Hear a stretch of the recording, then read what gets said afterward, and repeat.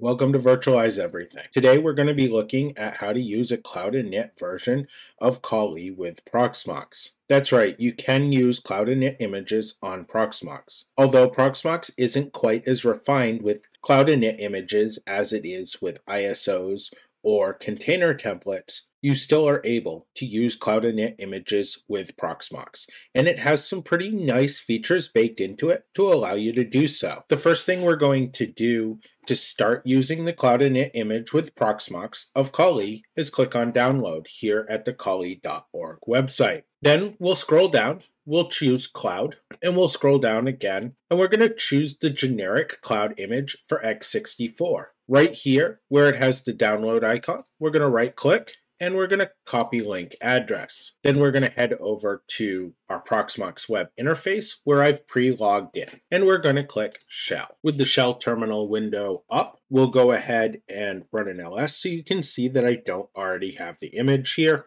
And then we'll type wget and we'll paste our link. Then we'll press enter and Proxmox will download our image. Typing ls one more time, we see that we've downloaded our image and it's compressed with an XZ format. To decompress this, we're going to go ahead and we're going to copy the file name. Then we're going to enter tar-xzf and we'll paste our file name. Pressing enter and the system will decompress. Now that we have the disk image fully decompressed, it's time to head back to our web interface and start creating the VM that will load our disk image into. So here at our Proxmox web interface, we're going to start out by clicking create VM. We'll give it a name. I'm calling mine Kali INI today. For OS, we're just going to hit do not use any media. For this information, we'll leave it all as default for system.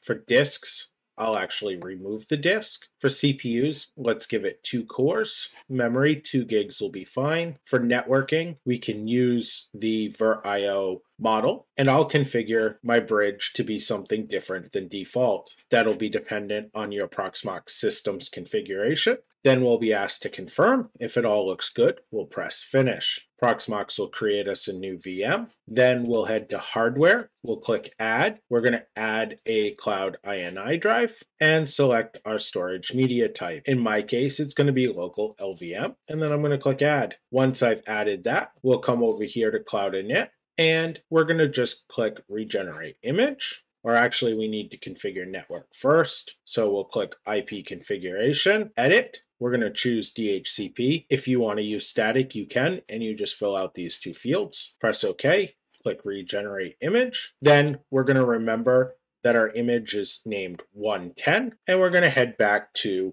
our terminal window. Here at our terminal window, we're going to hit QM, and then we'll enter import disk. Give it that 110 ID number. Then we'll tell it that we want to use the image of disk.raw, and you can rename this if you so choose, so it's something a little bit more descriptive for you. And then we'll tell the system we want to store that at local-lvm. Press enter, and if you don't have a typo, everything should run right. After a few minutes, you should see that the disk importation was successful, and you can head back to the Proxmox web interface. At the Proxmox web interface, you're going to go back to hardware, and you should see unused disk 0 showing up. Click on that, hit edit. SCSI is fine. If you have an SSD, check discard. I do not. So I'm just simply going to press add. Then I'm going to head to options, boot order, edit, check the disk that I added. I like to, for convenience, uncheck the other disks that Proxmox has created, then press OK, and it's time to hit start and console. And Kali will begin booting up. There you have it. There's a running version of Kali command line running as a cloud init image on your Proxmox server. I hope you enjoyed learning about a new way to deploy Kali on your Proxmox server. As always, have a good evening and consider liking, sharing, and subscribing if you found educational use from this video.